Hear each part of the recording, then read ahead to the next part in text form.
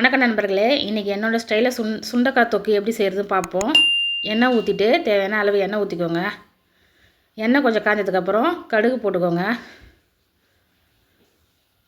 கடுகு போட்டுட்டு அது நல்லா பொரிஞ்சதுக்கப்புறமா நம்ம வெங்காயம் ஆட் பண்ணிக்கலாம். நான் ஒரு 3 வெங்காயம் சேர்த்துருக்கேன் பொடியாக நறுக்கி. அது நல்லா கொஞ்சம் கலர் சேஞ்ச் ஆனதுக்கப்புறம் கருவேப்பிலை கொஞ்சம் போட்டு நல்லா வதக்கி விட்டுட்டு நல்லா உங்களுக்கு வதக்கணும், நல்லாவே வதக்கணும். உங்களுக்கு தக்காளி போட்டுக்கலாம். நான் ஒரு 5 தக்காளி போட்டிருக்கேன். சின்ன சின்ன தக்காளி தான், போட்டு நல்லா வதக்கி விட்டுடலாம். இஞ்சி பூண்டை நான் இடித்து போட்டிருக்கேன். நீங்கள் மிக்சிலெலாம் அரைக்காதீங்க, இந்த மாதிரி இடித்து போட்டால் நல்லா வாசனையாக இருக்கும். நல்லா வதக்கி விட்டுடணும். உப்பு தேவைக்கேற்ப உப்பு போட்டுக்கோங்க. நல்லா வதக்கி விட்டுருங்க. நல்லா அப்போ தான் மசியும் தக்காளிலாம். இங்கே பாருங்கள் எந்த அளவுக்கு மசிஞ்சிருக்குன்னு. இதே மாதிரியே நீங்கள் சாப்பாட்டில் போட்டு சாப்பிட்லாம், அதை ஒண்டியே நல்லாயிருக்கும். இப்போ சுண்டைக்காய் நான் முழு சுண்டைக்காயை நடுவில் ஒரு கோடு போட்டு நல்லா கழுவி போட்டிருக்கேன். போட்டுட்டு நல்லா வதக்கி விட்டுக்கோங்க.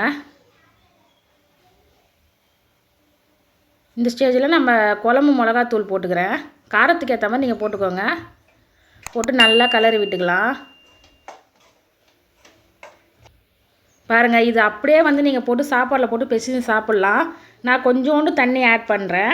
ஏன்னா சாப்பாடுக்கு தோசைக்கெலாம் தொட்டு சாப்பிட்ற மாதிரி கொஞ்சோண்டு தண்ணி ஆட் பண்ணிட்டு நல்லா சுண்டைக்காய் வேகிற வரைக்கும் அது தண்ணி ஊற்றாமே வெந்துடும். நீங்கள் தண்ணி ஊற்றியும் நீங்கள் வேக வச்சுக்கோங்க.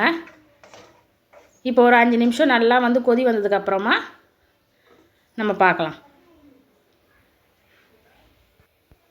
அவ்வளோதாங்க, 5 நிமிஷம் ஆயிடுச்சு. பாருங்கள் எப்படி இருக்குது பாருங்கள். நல்லா தோசைக்கெலாம் சூப்பராக இருக்கும். சுட சுட சாப்பாடு போட்டிங்கன்னா நல்லா டேஸ்ட்டாக இருக்கும். என் பசங்களுக்கு ரொம்ப பிடிக்கும் இந்த மாதிரி செஞ்சு சாப்பிட்டா.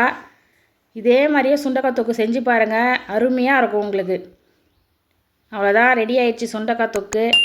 கொத்தமல்லியில் எக்ஸ்ட்ரா தூவிக்கலாம். என்கிட்ட இருக்கிற கொத்தமல்லி தூவியிருக்கேன். Thank you friends.